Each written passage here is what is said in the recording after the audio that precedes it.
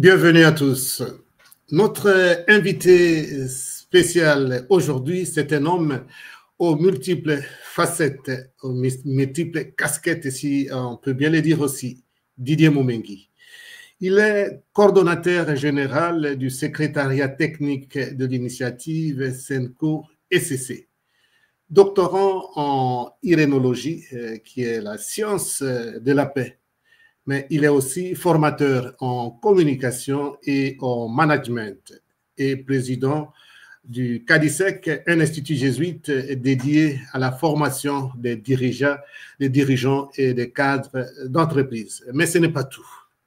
Didier Moumengi est aussi également un écrivain engagé, auteur de 24 ouvrages, dont le dernier s'intitule « La paix tout de suite et comment ?»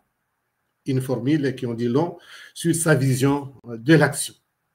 Aujourd'hui, il va nous parler comme coordonnateur général du secrétariat technique de l'initiative SENCO-ECC des 3 phases opérationnelles de cette initiative. Et pour présenter ce programme aujourd'hui, je ne suis pas seul, je suis avec Madame Patricia Temouri. Patricia, bonjour. Bonsoir Père Jean-Pierre et bonsoir à tous nos téléspectateurs. Voilà.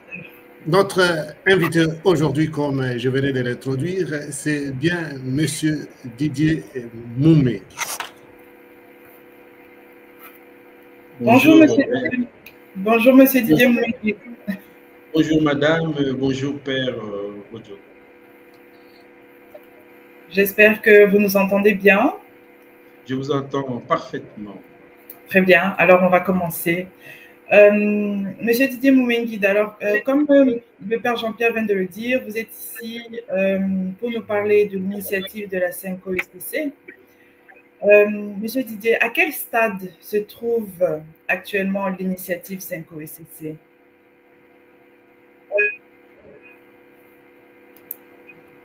Il y a eu un problème de connexion là. Je n'ai pas entendu.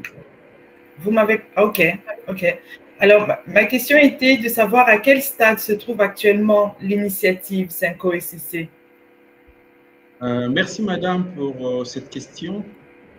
Et permettez-moi de circonscrire un peu les circonstances du lancement de l'initiative avant d'en arriver au stade que installer le pacte social en ce moment précis. La particularité de cette initiative, c'est que le père spirituel de la SENCO et de l'ECC ont pensé en amont mettre en place un secrétariat technique pour préparer techniquement les phases opérationnelles de cette initiative.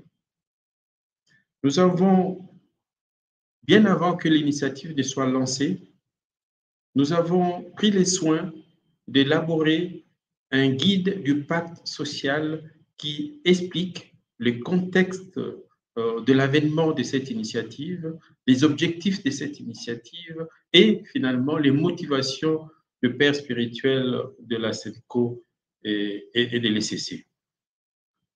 Aujourd'hui, nous pouvons dire à l'opinion que nous avons achevé sur le plan préparatoire l'élaboration des outils qui sont susceptibles d'accompagner toutes les phases de cette initiative.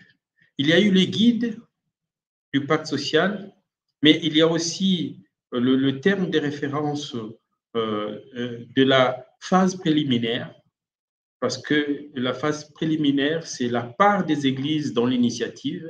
Nous allons y revenir pour donner les articulations majeures de cette phase préliminaire. Mais il y a aussi le terme de référence de la tenue du forum scientifique, le dialogue des experts, mais ensuite aussi le plan stratégique de médiation pour les dialogues politiques et la note conceptuelle de la mise en place des comités, des 2 comités préparatoires et de la conférence internationale sur la paix et le bien vivre ensemble dans la région des Grands Lacs, mais aussi la 2e conférence internationale sur le financement de la reconstruction post-conflit de la RDC.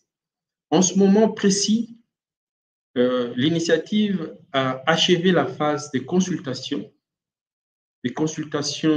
des éventuelles parties prenantes, mais aussi des partenaires et des États ou des institutions susceptibles de garantir le bon déroulement de ces processus.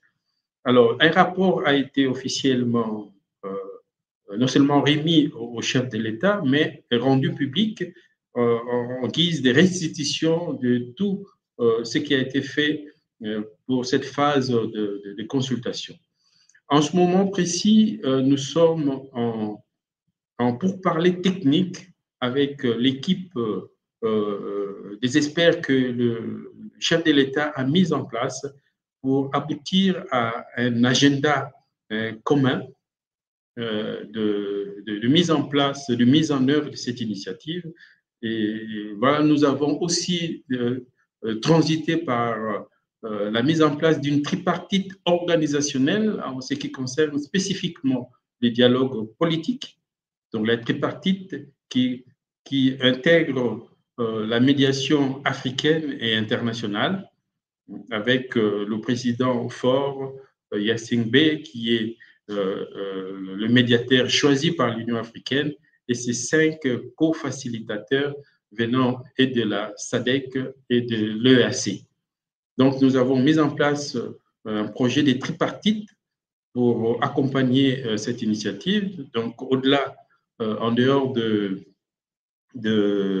la médiation africaine et internationale, il y a l'État congolais comme garant national, mais surtout, il y a la médiation endogène nationale qui est assurée par le tandem Senko-ECC.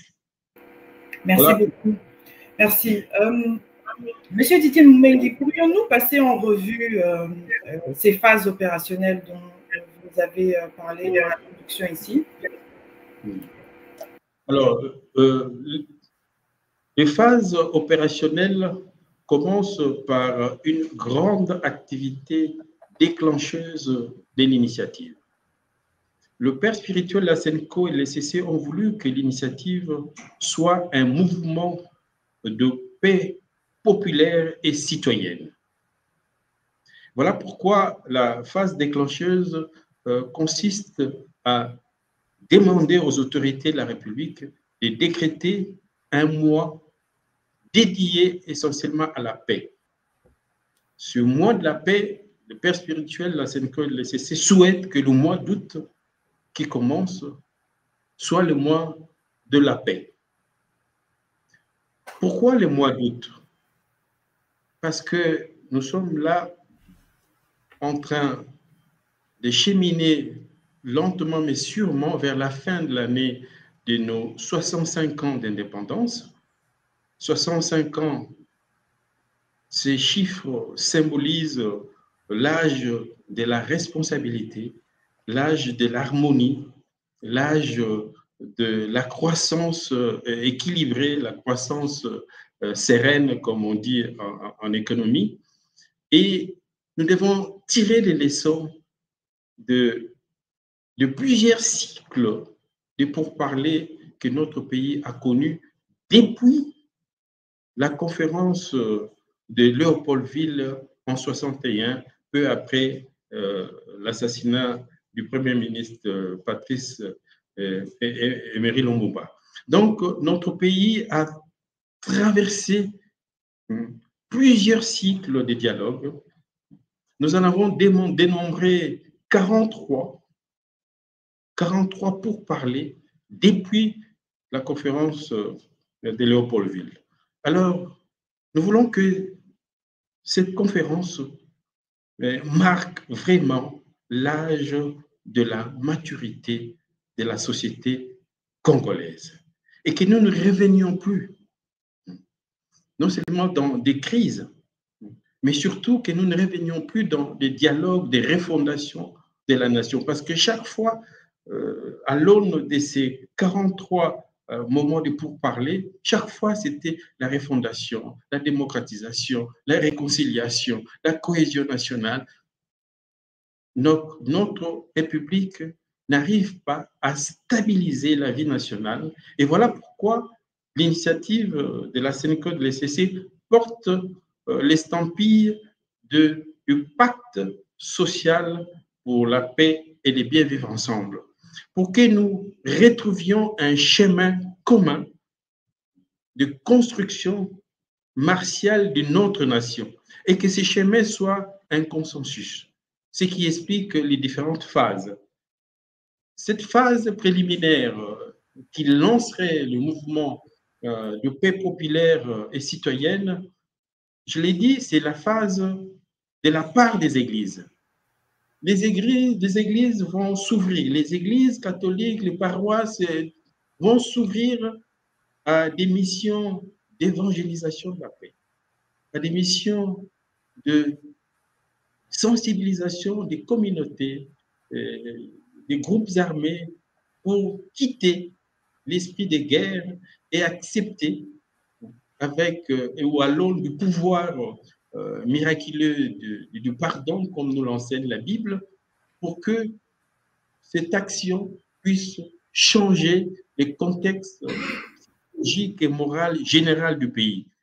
Le père spirituel, les églises catholiques et protestantes vont demander aux fidèles, mais à tous les citoyens, de se pardonner mutuellement, de se pardonner dans la famille, de se pardonner et de reconstruire les amitiés dans des quartiers, dans nos villages, dans nos communautés. Ça va vraiment être un grand mouvement de paix populaire et citoyenne. Les églises vont ouvrir des cellules d'écoute de toutes les victimes des différents traumatismes qui écument l'Est de notre pays. Mais cela aussi sera valable pour d'autres coins et recoins de la République. Donc, nous voulons que ces moments de paix populaire et citoyenne soient la phase qui prépare le contexte national à l'avènement de la paix, à la construction d'une paix qui soit durable. Alors, en dehors de cette phase, il y a la phase de la conférence scientifique, qui est le forum des experts. Alors, là justement, Monsieur Didier Moumeng, on arrive maintenant à ce que vous avez appelé dans vos documents les 3 phases opérationnelles de l'initiative. Vous avez déjà commencé et essayons maintenant un peu d'en savoir plus avec vous. La première phase, comme vous avez déjà introduit, c'est un peu dans ce sens ici, les 3 phases opérationnelles, proprement dites là, c'est la phase des intelligences, des experts et des scientifiques. Donc, quel est le rôle exact, M. Didier Moumengi, quel est le rôle exact les experts, les intelligences et les scientifiques congolais joueront-ils dans le processus de l'initiative Sénéco-ECC? Alors, le rôle exact se situe à plusieurs dimensions. La toute première dimension, c'est la réconciliation de la société congolaise avec les savoirs académiques. Nous avons l'impression, le père spirituel, la Sénéco et de l'ECC ont fait les constats que notre société s'installe de plus en plus dans les dégoûts des intelligences stratégiques. Nous sommes les pays où les chercheurs, les intellectuels, les savants rasent les murs, alors que le problème s'accumule, les problèmes s'amoncelent et nous donnons l'impression d'être installés dans une logique de non-résolution de nos problèmes. Et la première dimension, c'est que la société qui a tourné les dos au savoir académique se retourne et prenne conscience que ce sont ces savoirs-là qui conditionnent la géopolitique et qui modèlent les styles de vie que nous voulons. Donc, c'est une dimension symbolique importante que notre société installe au cœur de son fonctionnement la passion des savoirs scientifiques, des savoirs académiques, en sachant que ce sont là les lumières qui conduisent la société. Alors, l'autre dimension, c'est la reconnaissance que la crise qui permet aux pays voisins de regarder la RDC comme une proie facile à agresser et à envahir résulte fondamentalement du fait que les intelligences congolaises sont en somnolence et n'arrivent pas à faire face aux problèmes de notre patrie. Et nous voulons exciper, nous voulons faire en sorte que notre société fasse son aggiornamento, pour reprendre un terme catholique. Son aggiornamento, c'est une résilience cognitive radicale à l'heure où se dirigent vers l'intelligence artificielle. Il ne faut plus, nous qui avons raté les grandes évolutions humaines de la technologie et l'époque industrielle, il faut plus que nous soyons en déphasage des grandes évolutions cognitives du monde. Voilà pourquoi l'autre dimension, c'est récupérer nos retards et nous installer dans une dynamique des intelligences, en prenant conscience que la mondialisation, c'est un rendez-vous des intelligences des peuples pour réussir à éradiquer les crises qui empêchent le bien vivre ensemble. Alors, ces moments, c'est pas parce que ça a suscité beaucoup de controverses. Certains ont cru que ça va prendre beaucoup de temps, le rassemblement des grandes intelligences, mais nous n'allons pas inviter les Congolais pour réfléchir. Ces forums vont inviter des Congolais qui ont réfléchi, qui ont déjà réfléchi. Et dans la confrontation de leurs réflexions, jaillirait rapidement le feuille de route pratique et stratégique du redressement accéléré de notre pays dans tous les domaines. Donc, et je peux vous faire une confidence, mon père et Madame Patricia, nous sommes en cellule scientifique expérimentale avec quelques experts congolais et nous procédons à l'identification des experts, des scientifiques congolais qui vont nous apporter leurs contributions. Mais quel étonnement de prendre conscience, de savoir que ce pays a des talents intellectuels mais incroyables. Les scientifiques de la diaspora et les scientifiques de l'intérieur sont d'un niveau d'intellectualité incroyable. Et on est révolté de savoir que ces intelligences-là ne sustentent pas l'agir politique et que nous amoncelons les problèmes et nous sommes incapables de résoudre des crises primitives comme la crise de la propriété publique, la crise de l'éradication des moustiques et de la malaria, la crise du délestage électrique ou l'absence de l'eau dans nos robinets, des crises primitives qui nous tiennent à terre comme un peuple inintelligent, alors que le peuple congolais, dans sa diaspora, comme dans ses universités et les centres de recherche, on retrouve des talents intellectuels d'un niveau incroyable. Et ça donne envie de se révolter, mais aussi ça pousse à vouloir ces moments de dialogue scientifique pour que le peuple lui-même découvre ses lumières, découvre ses savants, découvre ses chercheurs, et que la classe politique accepte aujourd'hui que les savoirs académiques aguerris puissent conditionner la géopolitique dans notre pays. Donc, pour être bref, les scientifiques, les experts, les savants, les sachants en général, ceux qui ont produit, il y aura un critérium seront invités à confronter, à mettre ensemble leurs intelligences pour nous donner des feuilles de route du redressement de notre pays dans tous les domaines. Ces feuilles de route auront 3 rubriques. Les causes profondes de chaque crise. Nous n'allons pas éluder une seule crise. Toutes les crises seront explorées et traitées. Il y a la première rubrique des causes profondes, la deuxième rubrique des solutions pratiques, agiles et stratégiques, et la troisième rubrique, c'est les calendriers de mise en œuvre. Pourquoi les calendriers de mise en œuvre? C'est ce qui explique le premier pilier fondateur du pacte social.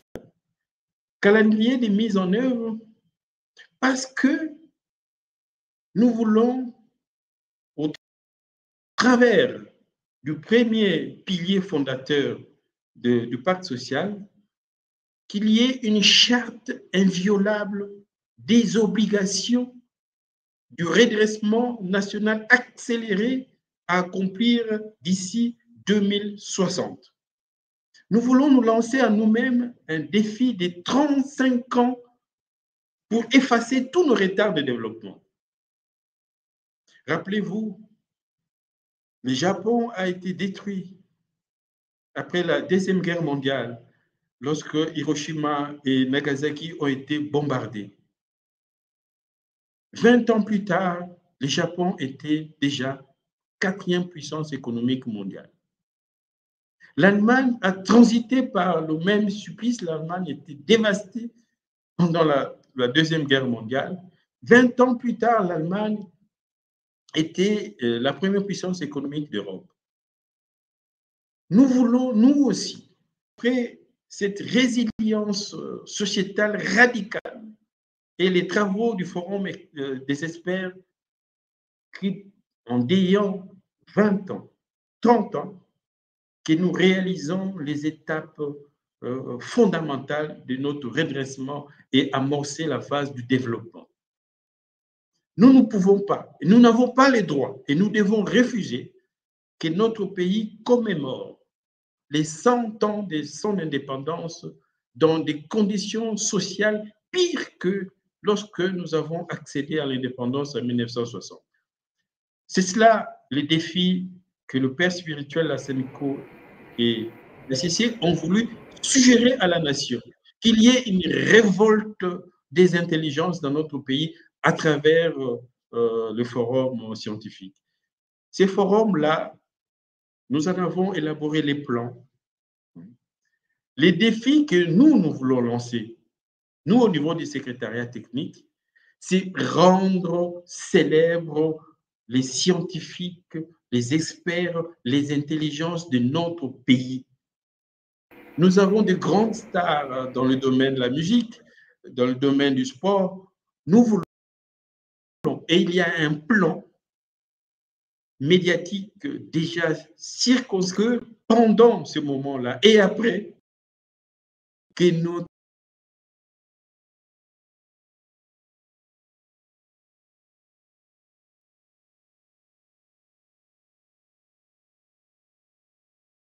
avec des intellectuels célèbres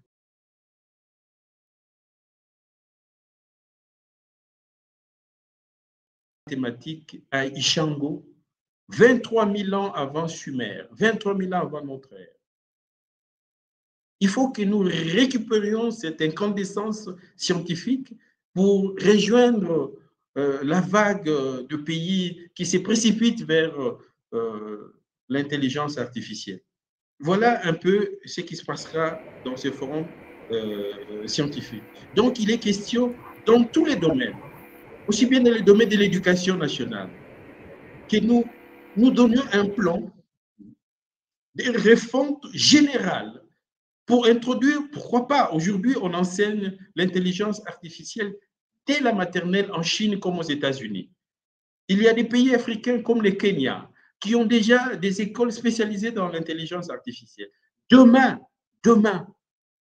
le monde sera régi par des interactions quotidiennes et fréquentes entre l'homme et la machine. C'est ça l'intelligence artificielle. Et nous, on n'a même pas lancé encore des explorations pour implémenter cette nouvelle façon de voir la société dans notre pays. Donc, les intellectuels vont nous donner des fiches, des feuilles de route précises pour que, dès la fin de cette initiative, que notre société amorce une marche martiale, une marche militaire pour son redressement.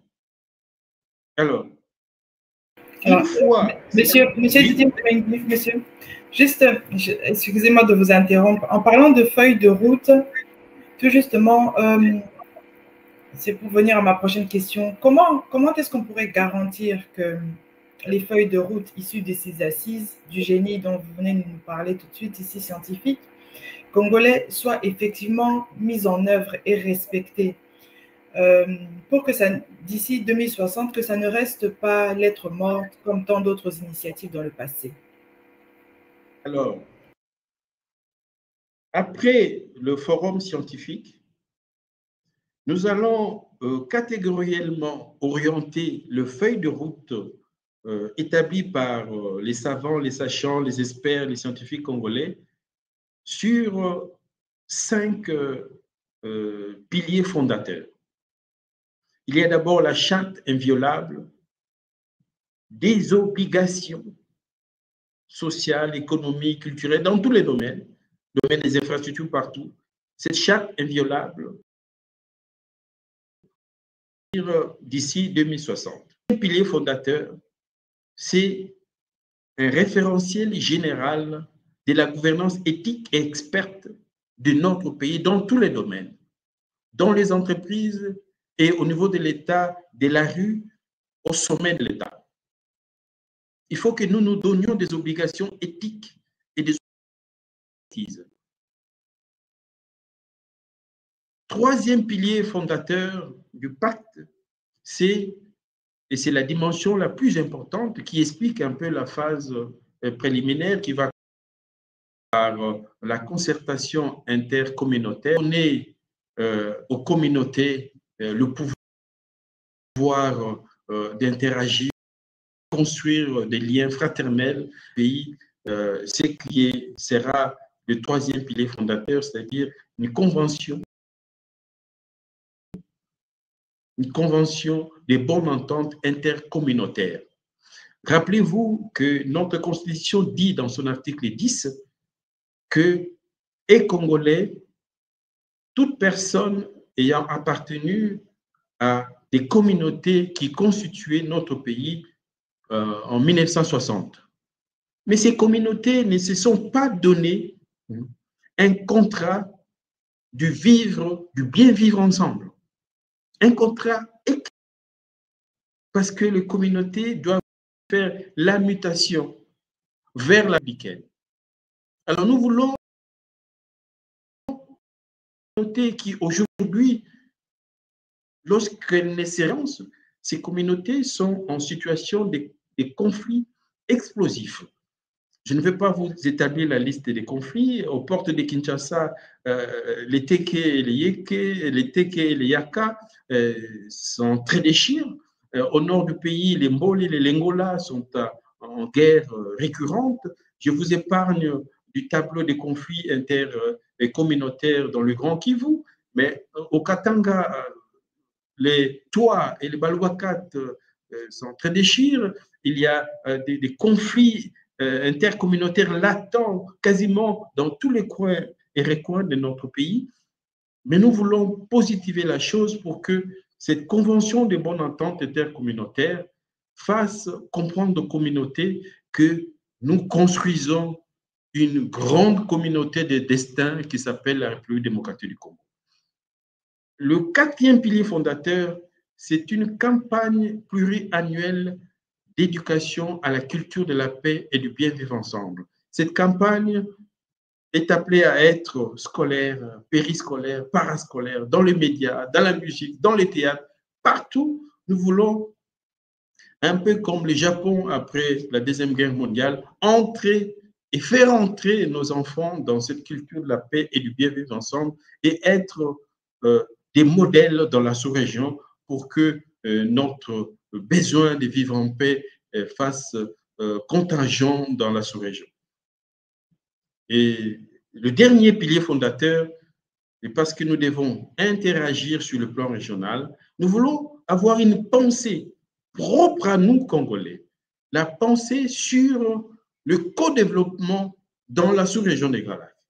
Voilà pourquoi le cinquième et le dernier pilier fondateur, c'est un traité de bon voisinage transfrontalier et du co-développement dans les Grands Lacs. Et ce traité pourra s'étendre sur nos 9 frontières parce que nous avons des communautés transfrontalières et cette transfrontalité a aussi un impact sur des crises que nous subissons. Nous voulons être nous-mêmes le moteur des interactions transfrontalières paisibles et axées, orientées vers le co-développement. Alors, je réponds maintenant plus précisément à votre question, madame. L'exigence du processus est que lors du dialogue politique, du dialogue des décideurs, que la première étape de ce dialogue soit l'endossement solennel de toutes les feuilles de route élaborées par les scientifiques. Il faut qu'un texte solennel consacre ces feuilles de route et les 5 piliers comme le substrat sacro-saint du compromis politique. Ils vont s'engager au travers de ces textes au respect strict des recommandations des scientifiques. Donc, les travaux du dialogue national, du dialogue politique national, commenceront par cet endossement solennel. Mais bien sûr, il y aura, après le dialogue, des organismes de suivi et évaluation de la mise en œuvre de tout ce qu'on a décidé de faire. Nous voulons vraiment que cette résilience sociétale radicale ne soit pas une opportunité politicienne comme dans l'ancien temps. Nous souhaitons vraiment que cela assiège non seulement nos consciences, mais nos cœurs pour qu'on se sente dans l'obligation d'accomplir sur le plan politique ce qui a été décidé sur le plan scientifique. Voilà la chance que nous donnons à la mise en œuvre de résolutions et de feuilles de route du Forum. Merci beaucoup. Et dans la conception de ces piliers, dans quelle mesure les acteurs politiques, armés et non armés, sont-ils prêts à transcender leurs divergences pour endosser les feuilles de route que vous allez mettre en place? Est-ce que vous avez pris en compte cet aspect-là des groupes armés et aussi des groupes non armés? Voilà, là donc, nous entrons, M. Didier Moumeng, dans la deuxième phase après des ateliers citoyens de la nation, donc des scientifiques. Maintenant, c'est le forum du consensus national, je suppose, selon votre document. D'accord. Alors, le forum, avec la médiation de la SENCO, nous nous sommes donné l'intelligence d'élargir.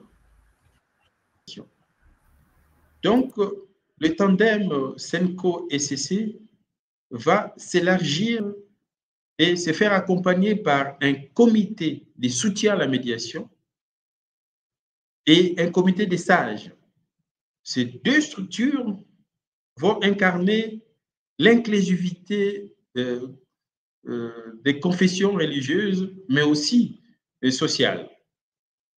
Donc, nous allons retrouver dans le comité de soutien à la médiation, naturellement, le pasteur de l'Église protestante, les évêques de l'Église catholique, mais aussi le pasteur des églises de réveil, et même une représentation de femmes et des jeunes.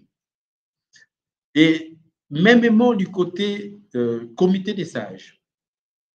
Alors, le premier travail, c'est gérer ce qu'on appelle en technique de médiation les postures d'entrée dans le dialogue.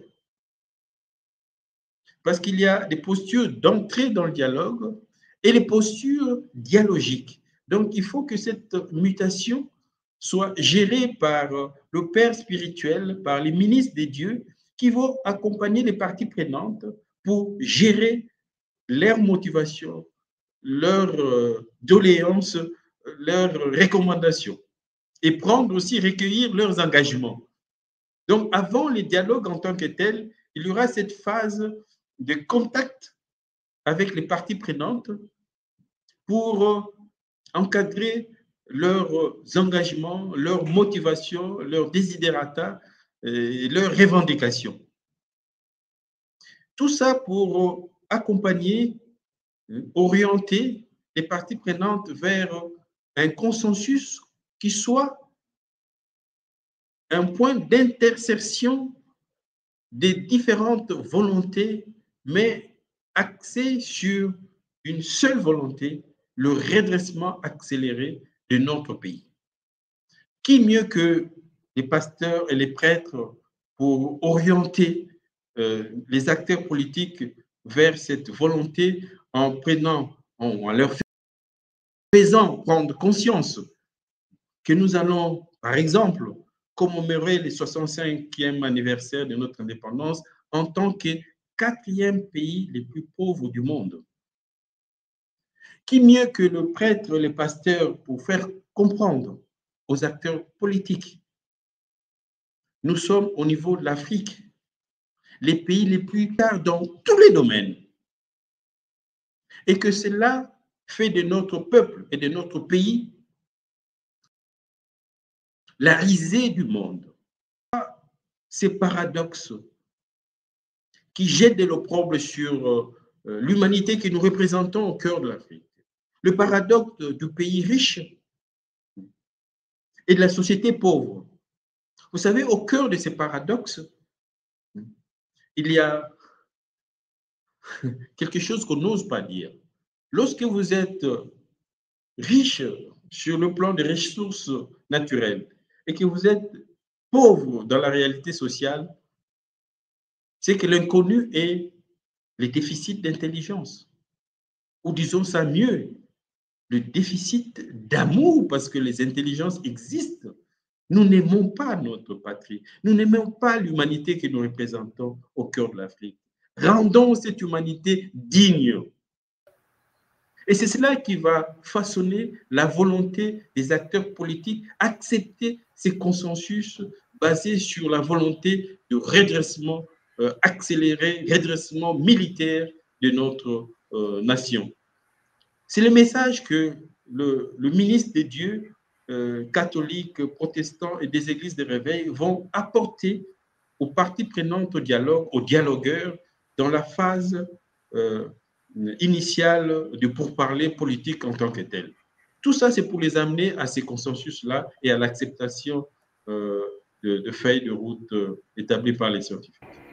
Oui, mais quand je vous suis, M. Didier Boumengui, il y a une question qui me taraude un peu l'esprit là, en vous suivant.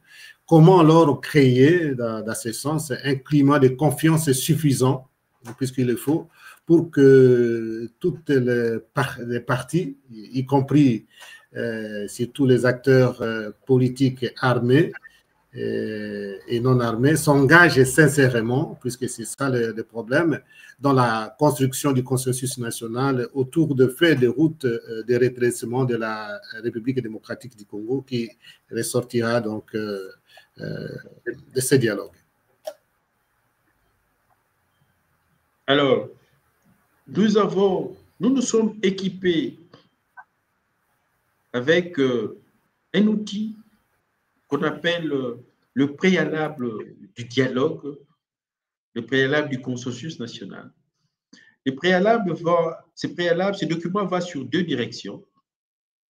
Il y a les mesures de décrispation politique que doivent prendre les autorités de Kinshasa, mais aussi les engagements patriotiques qui doivent prendre, par exemple, non seulement les acteurs politiques non armés, mais surtout les acteurs politiques armés.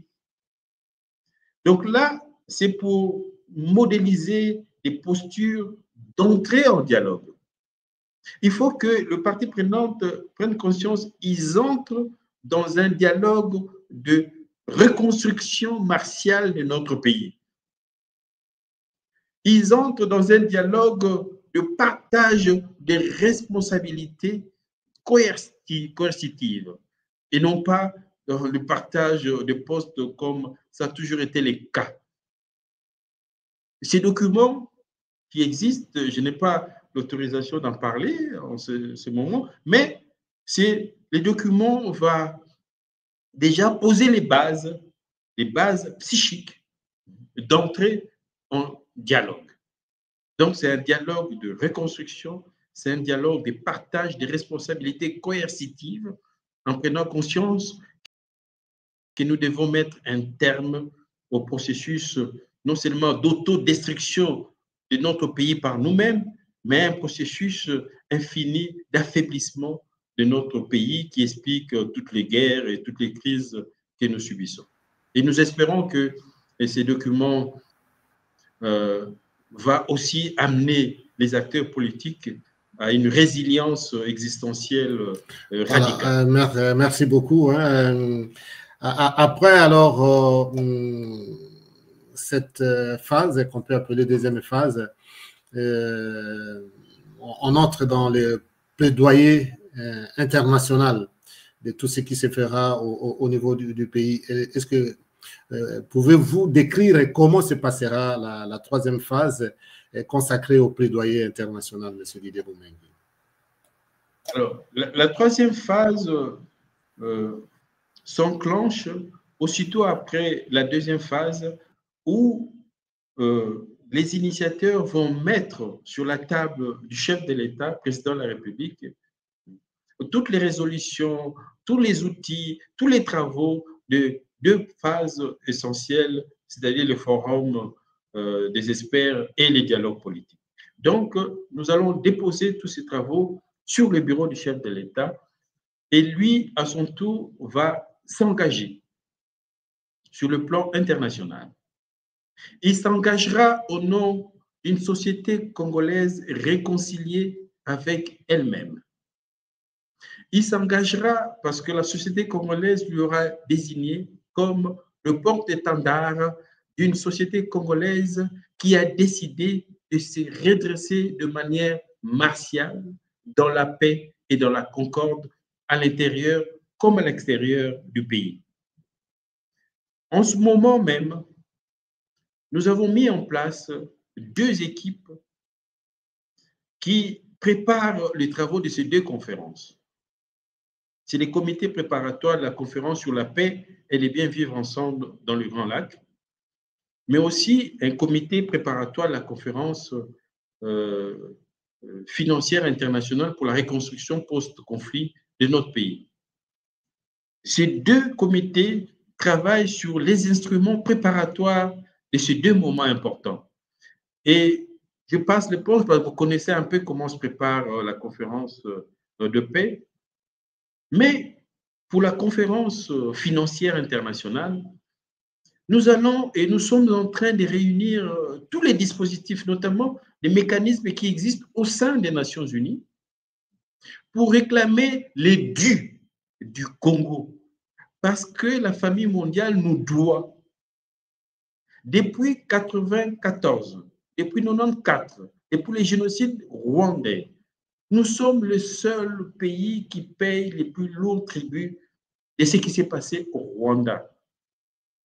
Notre pays, dans sa partie orientale, est devenu le déversoir de tous les problèmes des Grands Lacs. Il est tellement devenu la poubelle de tous les pays des Grands Lacs que nous hébergeons 14 groupes armés étrangers qui ne font que tuer chez nous, qui ne font que incendier nos villages, qui ne font que saccager le champ de nos mamans, de nos agriculteurs, et laissent leurs pays respectifs quasiment en paix. nous voulons que le monde qui n'a pas été au chevet du Rwanda lors de son génocide, que le monde qui n'a pas voulu ouvrir la Charte des Nations Unies pour constater que depuis 30 ans, notre pays est objet d'agression et d'occupation, que ce monde convertisse sa couardise en contrepartie financière pour l'action de notre pays. C'est un dû, c'est leur devoir et c'est notre droit. Il faut que nous sachions le réclamer au travers de cette conférence internationale pour le financement post-conflit de la reconstruction de notre pays. Voilà ce que nous faisons en ce moment. Et cette phase-là, comme c'est une phase internationale, l'initiative va déposer sur le bureau du chef de l'État tous ces instruments pour que lui interagisse avec le monde, pour que nous obtenions ces 2 conférences majeures pour vraiment asseoir une paix durable et profonde, non seulement dans notre pays, mais dans notre sous-région. Merci. En parlant de la sous-région, M. Didier Moumengi, une fois la RDC réconciliée et porteuse d'impact social exemplaire, en quoi notre posture en tant que nation peut-elle inspirer les voisins de la région et susciter une dynamique collective de paix durable? Alors, c'est pour ça que nous n'allons pas que parler, nous n'allons pas que faire des plaidoyers. Nous allons poser des actes. Notamment, je prends l'exemple du 3e pilier fondateur du pacte, où nous allons nous donner l'obligation de construire une convention d'interculturalité pour que dorénavant nos communautés interagissent dans la paix, reconstruisent leur fraternité. Donc, on aura fait la paix ontologique dans notre pays comme modèle de paix pour d'autres nations. Donc, le plaidoyer ne sera pas qu'en parole. Nous aurons posé des actes de restructuration de l'interculturalité dans notre pays parce que c'est le même problème. Pourquoi j'ai dit ça? Que au-delà des 14 groupes armés qui tuent chez nous, il y a des réfugiés de l'ethno-différentialisme qui perturbent les sociétés aussi bien ougandaises, rwandaises que burundaises. Ce qui fait que, de manière récurrente, de manière cyclique, nous hébergeons de réfugiés qui fuient des pogroms, qui fuient des guerres ethniques, et que nous, en ayant fait montre notre volonté de reconstruire ou de construire l'interculturalité et de bâtir la fraternité des communautés, mais qu'ils fassent la même chose chez eux aussi. Si c'est possible dans un pays de 450 communautés ethniques, mais ça peut être possible dans des pays de 3 communautés, de 4 communautés, ainsi de suite. Donc nous allons nous montrer un exemple et demander à nos frères, à nos voisins de faire comme nous pour une région durablement pacifiée. Et ce n'est que comme ça qu'on peut résoudre cette crise, notamment des FDLR, des ADF, ainsi de suite.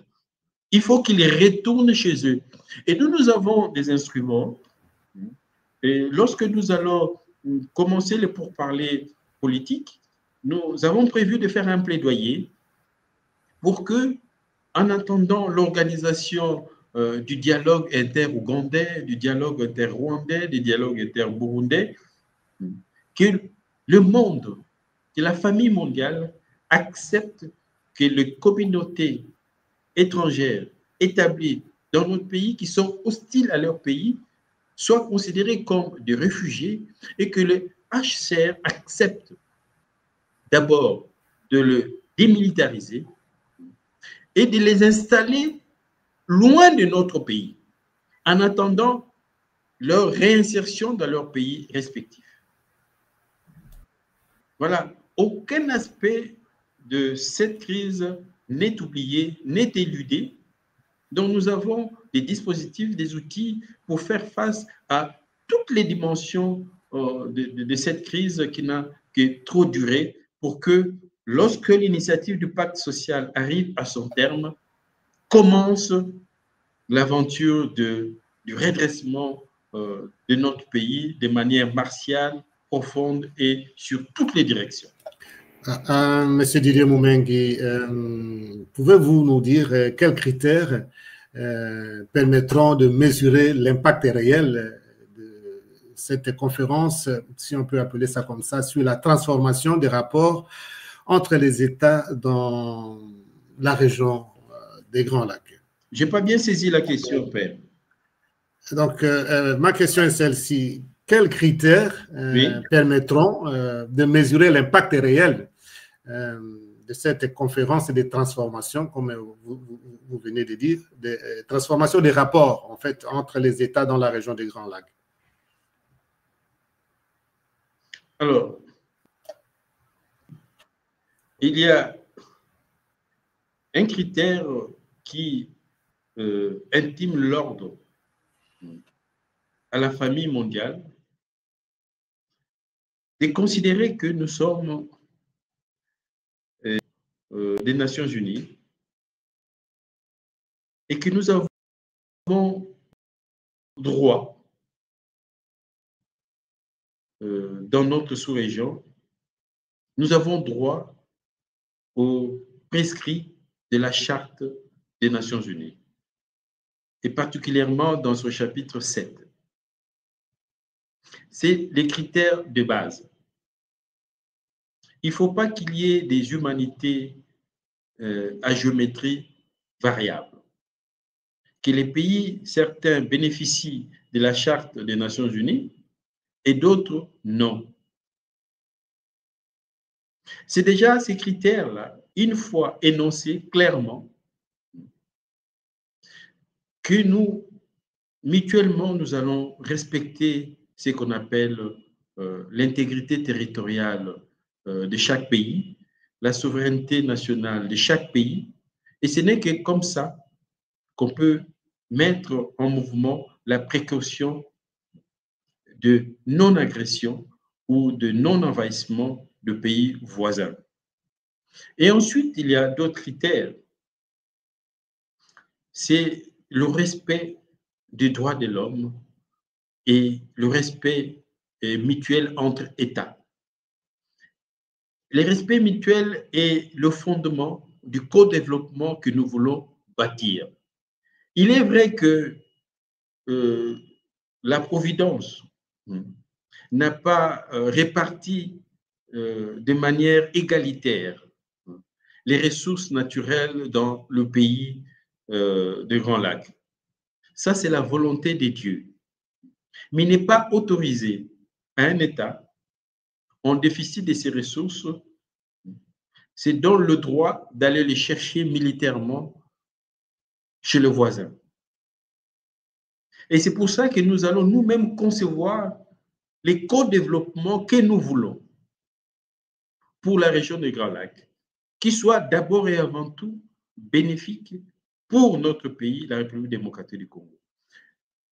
Dieu, dans sa providence, est merveilleux. Il nous a dotés d'un sous-sol riche, mais nous n'avons pas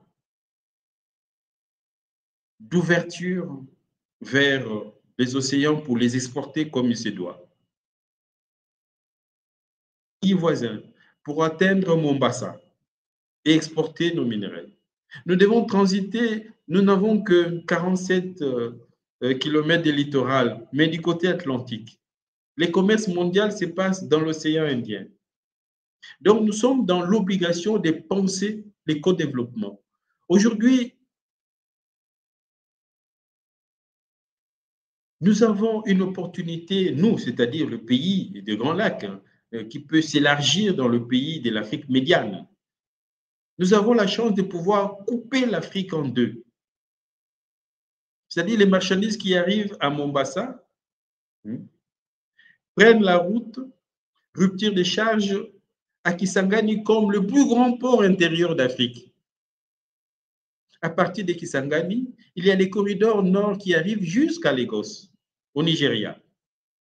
Il y a les corridors du fleuve qui descend jusqu'en Angola pour alimenter l'Angola, la Namibie, les Congo-Brazza, le Cameroun et les Gabon. Mais c'est sur base de ces défis que nous allons construire le co-développement.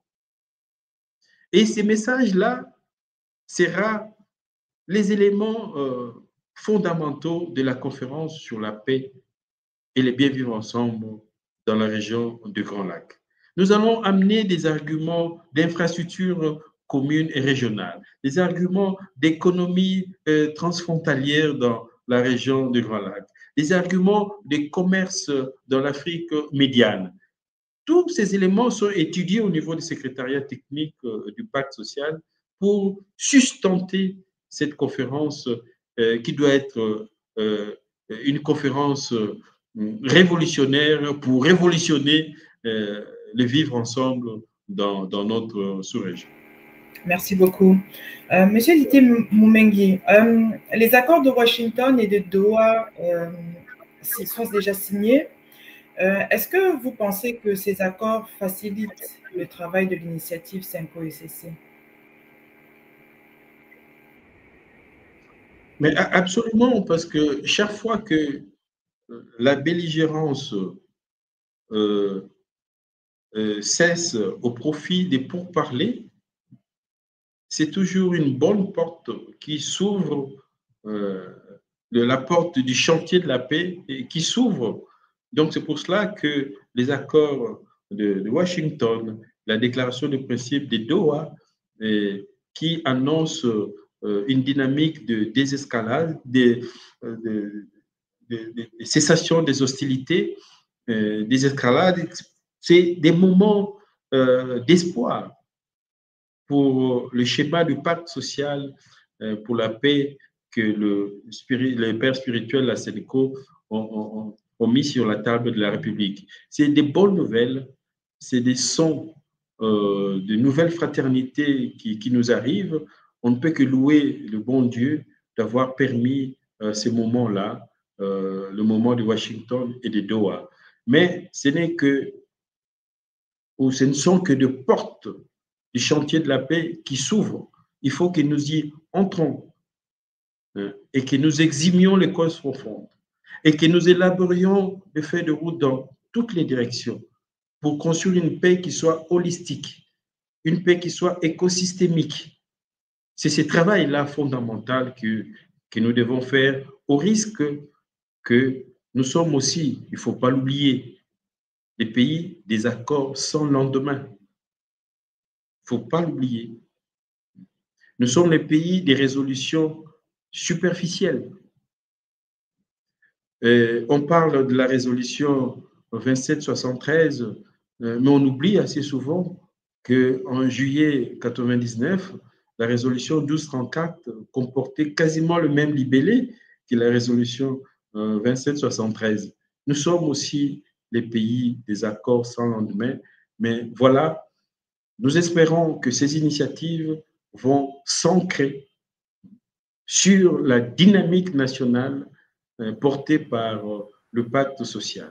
Et c'est cet engrenage-là que nous construisons, notamment avec les échanges que nous entretenons avec l'équipe des experts de la présidence de la République pour construire un agenda commun du processus de paix dans notre pays. Alors, nous touchons à la fin. Un grand merci à vous, M. Didier Moumengi, pour cet éclairage précieux sur l'avancement de l'initiative SYNCO-ECC. Et nous comptons sur votre engagement pour continuer à informer l'opinion publique sur le déroulement de cette initiative porteuse d'espoir, dont nous souhaitons tous une issue vraiment à la hauteur de ses ambitions. Et nous rappelons, avant de clôturer, que vous êtes coordonnateur général du secrétariat technique de l'initiative SYNCO-ECC et que vous êtes disposé à parler de cette initiative et en faire une initiative de toute la nation congolaise. Merci beaucoup. Je vais donner la parole au Père Jean-Pierre, peut-être qu'il a quelque chose à ajouter avant que vous puissiez dire votre mot de la fin. Oui, mais en tout cas, c'est encore une fois remercier M. Didier Moumeng, qui, comme vous avez dit, qui est coordonnateur général du secrétariat technique de l'initiative SENCO-ECC, pour avoir donné cette exclusivité, d'expliquer un peu où est-ce qu'on en est dans les travaux de l'initiative SENCO-ECC. Nous espérons que nous allons continuer à tenir les gens informés avec lui pour la suite des événements. Donc, s'il a un mot de la fin, et puis alors voilà, nous allons finir pour aujourd'hui. Le mot de la fin, c'est demander à nos communautés, aux citoyens, aux organisations locales d'être prêts à accepter, à pardonner l'autre citoyen, à pardonner l'autre communauté pour que, ensemble, nous installons un contexte de paix populaire et citoyenne. Ces processus ne peuvent avoir des forces. Il est un mouvement de paix populaire et citoyenne.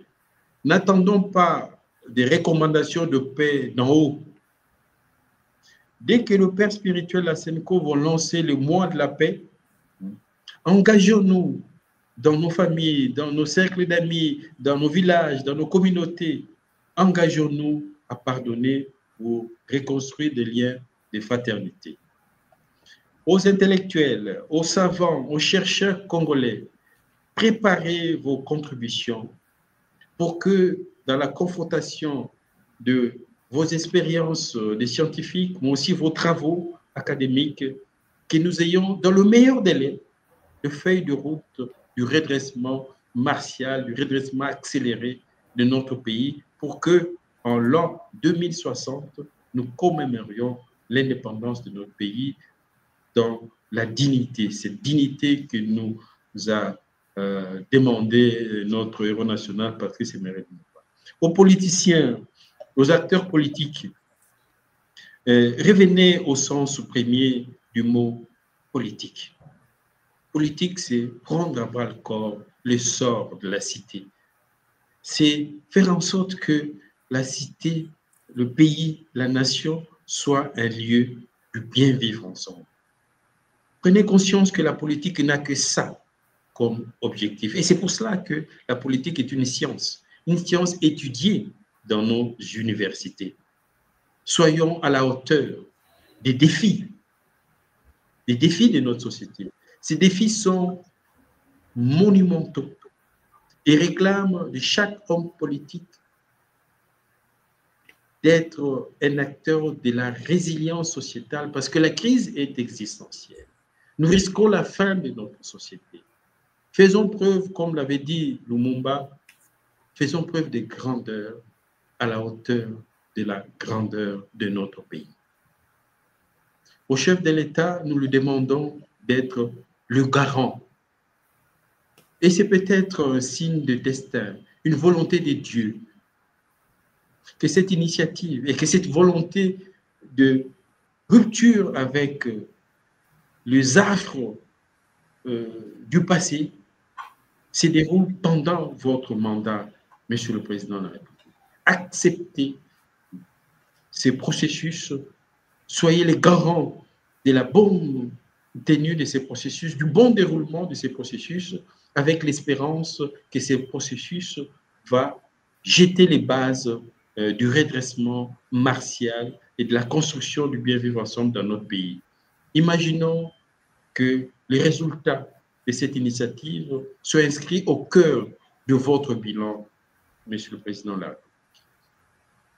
Aux frères et sœurs de pays voisins, soyez prêts aussi à accepter cette volonté des Congolais de mettre un terme aux différents cycles de sang, aux différents cycles de guerre qui retardent nos pays respectifs. et qui jettent de l'opprobre sur l'humanité que nous représentons dans les Grands Lacs. Nous devenons une humanité des guerres, des effusions de sang, humanité des rivalités puériles, des rivalités primitives.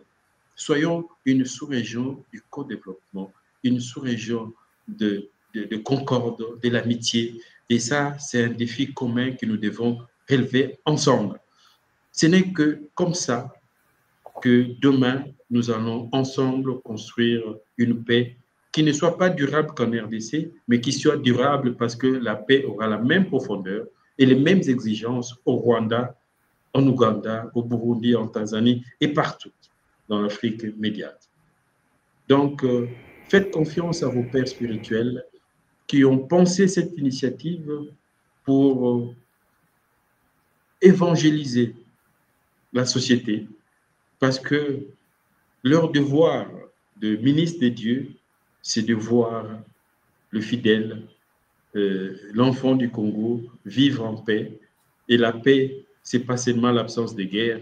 La paix, c'est aussi et d'abord le pain. Merci beaucoup, Père. Merci, Madame Patricia. Je suis à votre disposition. Chaque fois que vous avez besoin de moi, j'ai le devoir de répondre et d'éclairer nos compatriotes sur cette initiative. Encore une fois, merci aux téléspectateurs.